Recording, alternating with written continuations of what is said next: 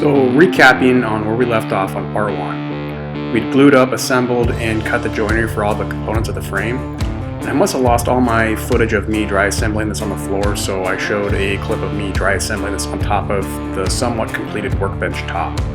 So the way we'll start this video out is going to be me showing you how I glued the 4 quarters up to make the 2 halves at the top.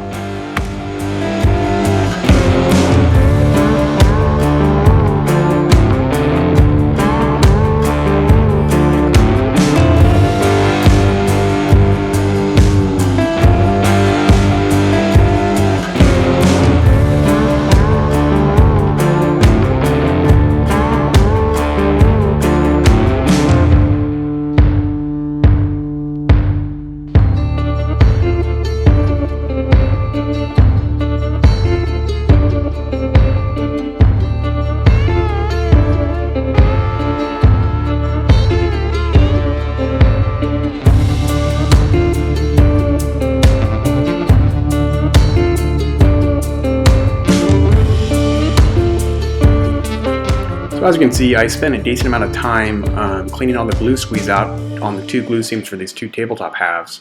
I found using baby wipes was a very effective way of making sure the glue seams were nice and clean. It'll eliminate the amount of hand planing and sanding that I'll have to come back and do later on. And then after that, it was back under that same heating tent that I've been using. After the 2 top halves finished gluing up, it was time to lay out the mortises to accommodate the tenons on the legs of the frame.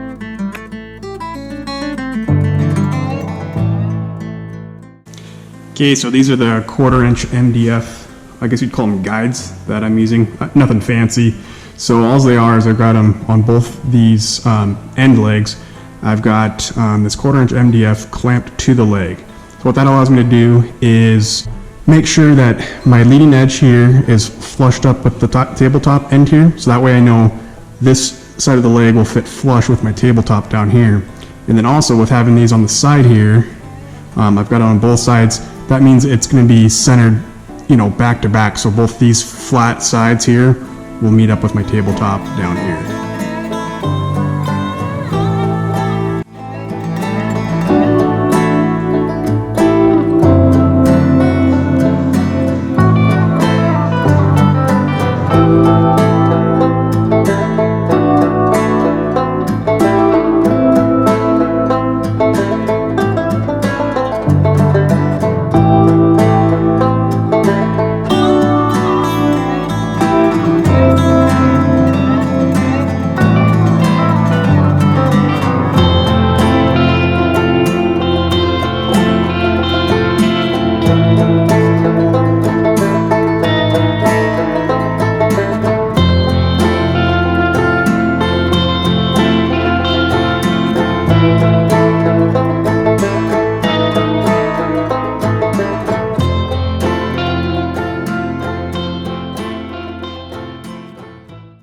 Alright, so after you get all your mortises routed in your bench top, you're going to end up something similar to this.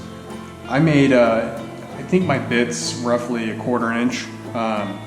So I made multiple passes, so I did 6 passes, and each pass I was dropping my router bit down about a 1/4" per pass. And like I said, each pass I'd go all the way down to 1.5 inches, and then after I'd completed that one pass, I'd move it over a bit width. So ultimately there was 6 passes or 6 lines that I made. So you should end up with something like this. So after you get that done, it's on to your chisel work. One thing I advise is to stay anywhere from a 1/16 to 1/8 of an inch away from your knife marks. That way you can hone in with your chisel and sneak up on your mortises to get a nice fit with your tenons.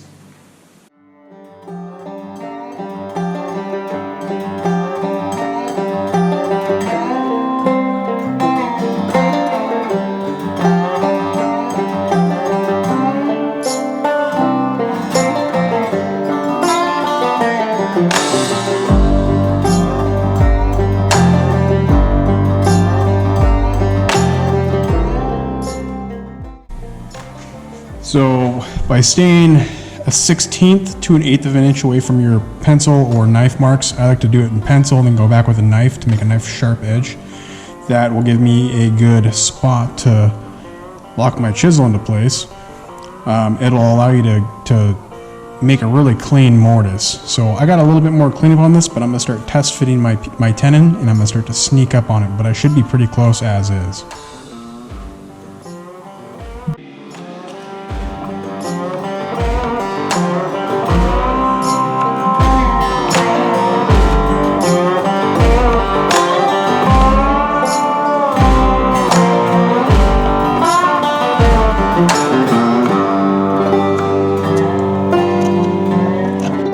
So at the last minute, I realized I was probably going to need some support on the inner corners of my workbench top. So I think normally this would be a good spot where people would add lag bolts through the frame and up into the top. But since I was going for a no mechanical hardware on this build, I decided this would be a good spot to add some floating tenons. These will aid in top alignment and some structural support in the inner corners.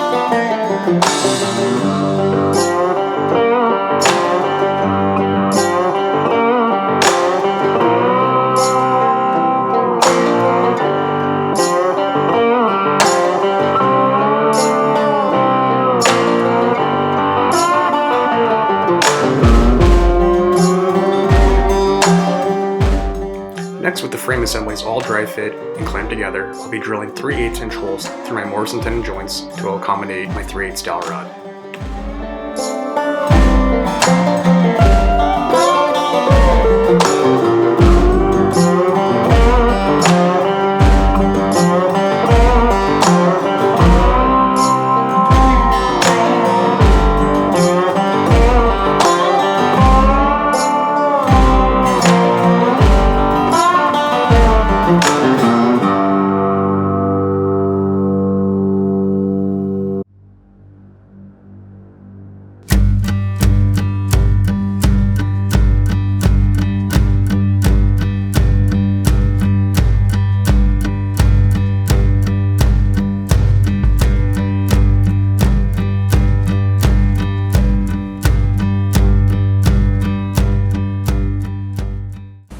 So what I'm going to try to do now is I'm going to dry fit everything. This is the first time I've done it, so hopefully it goes well. But I've got all 4 mortise and tenons cut for the leg post, and I've got 4 floating tenons that I did for this internal corner on each of the sides of the tabletop.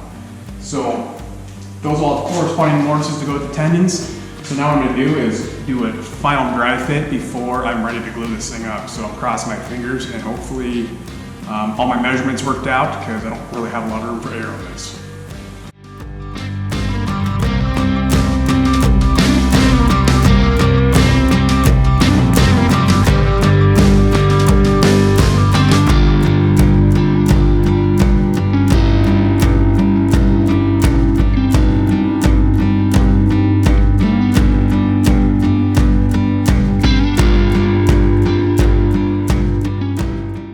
Alright, so this actually came together pretty good. I'd used some clamps kind of sucker tight, but ultimately I think for the most part it slid in until about the last, I'd say 3/16 to 1/8 of an inch.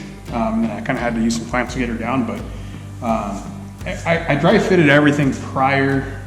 You know, I did the 2 end caps or end supports or end legs without the stretchers or the lower stretchers. So I kind of had an idea that everything lined up that way, but I didn't know as a full assembly how it would sit, but it came together really nice. All right, so where I'm at is I've got both the tail and butt side of the leg assemblies all glued up. Got some dowels, through dowels for the mortise and tenon joints. So those are all done. And what I'm doing next is I've got a couple options. I can either glue the stretcher, the lower stretcher that joins the tail side to the butt side on both sides together, clamp together and let that sit and then come back and do the top tomorrow.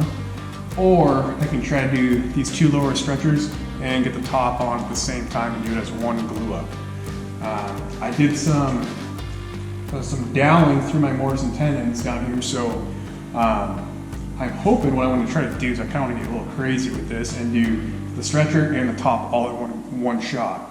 I can clamp around the stretcher to pull everything tight, set my top pieces on, hammer them down, and then use my dowels to hopefully suck the top to the legs down and secure it through the glue up. So I think that's what I'm gonna try to do. I'm gonna kind of play it by ear as I do this glue up.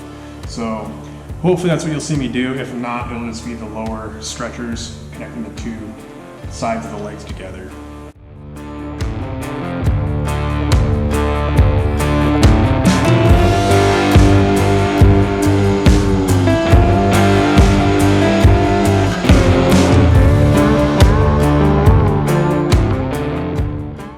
Alright, so right now I have the frame, stretchers, or the legs and stretchers all glued up.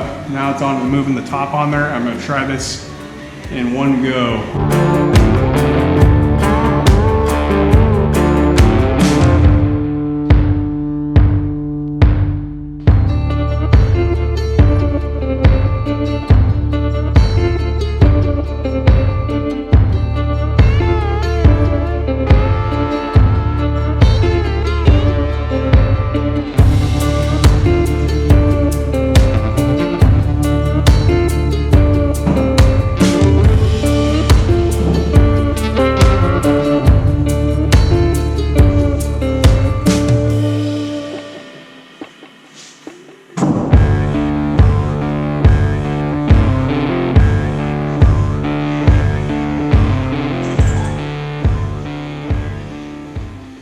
Alright, so I got the final glue up done.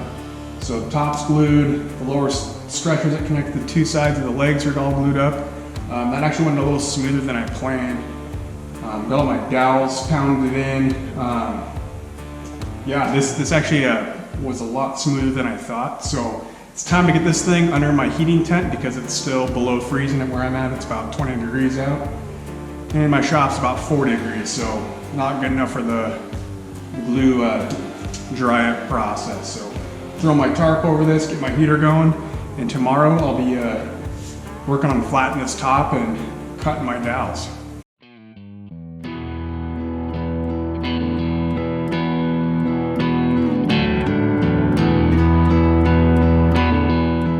And now that the workbench is near completion, I'm going to move on to making my removable centerpiece. This will double as a plane stop and a tool holder for all my frequently used hand tools. And before I hear it in the comment section, yes, I know I used an air nailer to help assemble the center section, but I did that in order to speed up the glue-up process.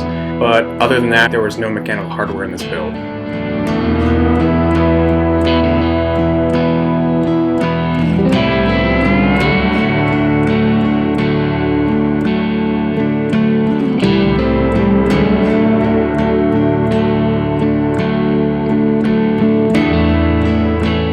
In order for this centerpiece to sit flush, I need to cut 2 slots in the base of it that will straddle the frame.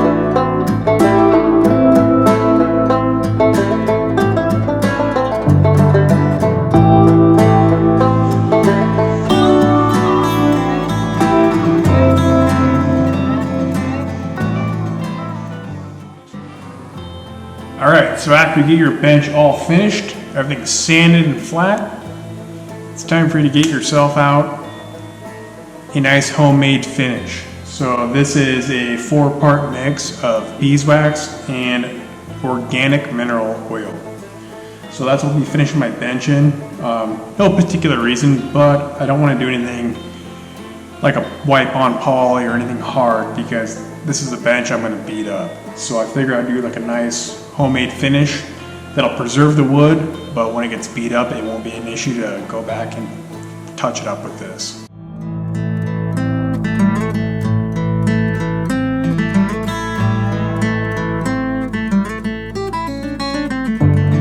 Alright guys, I think I'm going to call this Roubo workbench build complete. So my table measure is 6 feet long by 31.5 inches wide. I built it with a removable centerpiece that doubles as a tool holder for your frequently used hand tools, and it acts as a plane stop for your hand plating material. So in this orientation, there's actually a 1/2 inch reveal between the centerpiece and the top.